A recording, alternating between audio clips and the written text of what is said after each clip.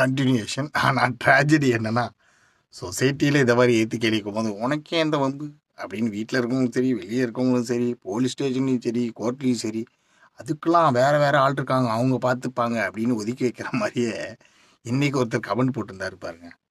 Sir bad comments போடாதீங்க, எங்கள் வீட்டில் சின்ன பசங்களாம் பார்க்குறாங்க.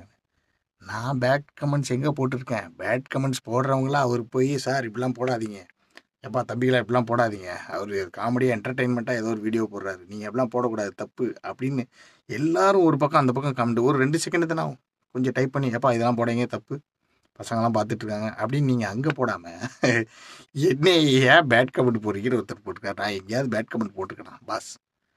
என்ன பாஸ் மனச்சாட்சி இல்லாமல் சொல்கிறீங்க? அவனுக்கு போடுறவங்கள கலாய்ச்சி நான் வேறு ரூட்டில் முள்ளால் எடுக்கணுன்ற மாதிரி கலாய்ச்சி திருத்தலாம் நான் பார்க்குறேன். நீங்கள் டேரெக்டாக திருத்துங்களேன், கமெண்ட் போடுங்க அவங்களுக்கு டெய்லி ஒரு 10 பேர் திட்டுங்களேன் அவங்கள, அப்படியா திருந்துவாங்க.